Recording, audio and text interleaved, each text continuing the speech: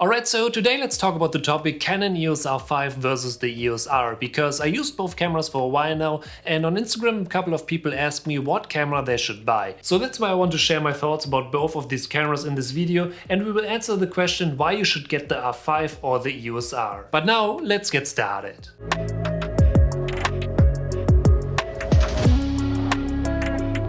Okay, so what's up and welcome back to another video on this channel, and I hope you had a fantastic day. And yes, currently there are a lot of great Canon RF cameras out there, and it's actually really hard to decide which one you should get. So that's why I want to talk about my two cameras that I use all the time. And my main camera is the Canon EOS R5 and my backup camera is currently the EOS R. So yeah, here are a couple of things that you should know about both of these cameras, and we will start with the first topic, which is the most important topic here on YouTube, the video features.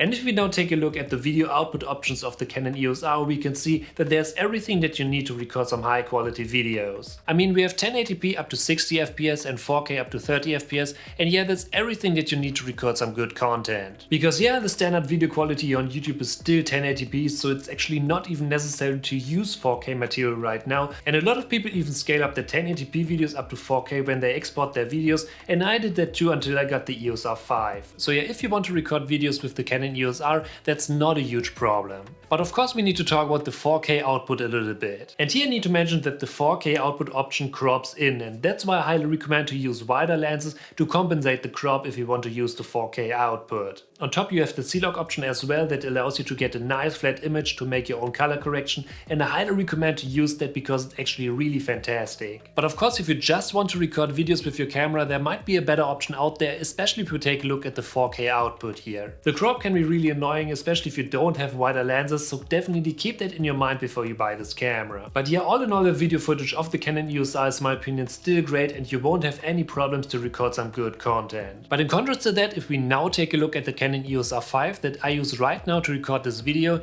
you will notice that there's everything that you need from 1080p up to 8K footage. And yes, this totally without a crop. And just to mention that really quickly, especially if you use the Canon R5, you will mostly use the 4K options, so everything from 24 to 120 FPS. Because the 8K feature is in my opinion just a nice to have thing, because first you need a really good computer to handle these files, and second you need a lot of storage. In most cases it's just way more practical if you use the 4K output options instead of all kind of other options here. But all in all, the Canon R5 is a perfect all-in-one camera that offers everything that you need to record some awesome videos, so especially if you need a good camera for video, the R5 is the way to go. But now let's move on to another really important feature that we need to talk about, and here we need to talk about IBIS. And yes, the Canon EOS R5 offers IBIS, while the Canon EOS R doesn't have this feature. In my opinion, IBIS is actually a great feature that I don't want to miss anymore, because it makes the whole shooting workflow way easier. But since I've worked over a long period of time without IBIS, I can definitely say that it's not a huge downside if your camera doesn't have IBIS. So in the end it definitely depends on what kind of features you want to have. But now let's move on to the next topic, and here we need to talk about photography.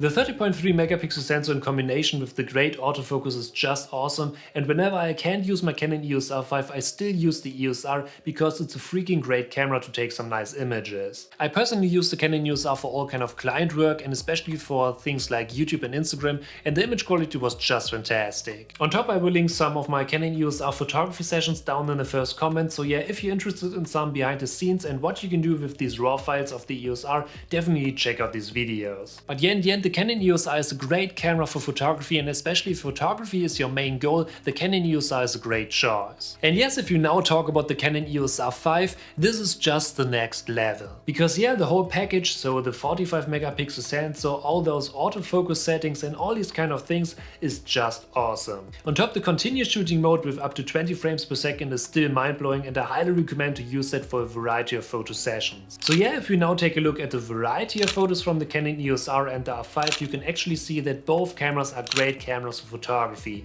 In the end, it just depends on what kind of additional features you want to have or need, but the final results are, in my opinion, always awesome. Another really important topic that we need to talk about is storage. And yes, both of these cameras can use SD cards, but if you want to use the Canon EOS R5, you need a CF Express card as well. Because only these cards make it possible to use all features of the R5, like 120 FPS recording, 8K and so on. And yes, these cards are expensive. I currently use a 512GB card that costs around €450, so that's a lot of money, but I highly recommend to buy at least 512GB, especially if you want to record videos. Otherwise it is possible to run into problems because yeah, all these files are big, so you need a lot of storage. And another quick tip here, buy an additional external hard drive to make backups of your files as well. That is super important too.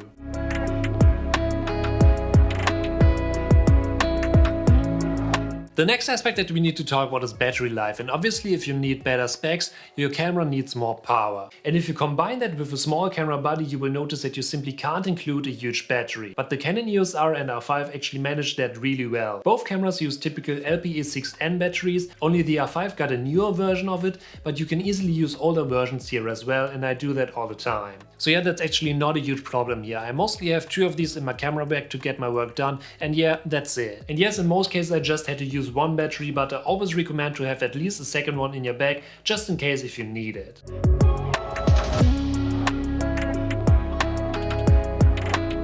And last but not least, we need to talk about the price, and obviously there's a huge difference between the Canon EOS R and the R5. Currently the Canon EOS R5 costs around €4,500 and the EOS R around 1,700 new. So especially in this case it depends on what kind of things you need and if it is actually worth it to spend more money for the R5. And exactly that leads us back to the main 2 questions here. So yeah, why you should get the R5 or why you should get the EOS R? In my opinion, you should buy the R5 if you need a high-end hybrid camera that supports everything that you want to do all the time. So yeah, in the end, if you need high-end photography and video recording options. The complete package is extremely good and you won't have any huge problems in the next couple of years if you have such a camera at home. Especially features like IBIS or the top-notch autofocus for people, animals and cars are awesome, and they make the whole workflow so much easier. The Canon EOS R5 is actually a great camera for professional work. And in contrast to that, you should buy the EOS R if you're passionate about photography and if you need a good camera that supports everything that you want to do in the photography niche.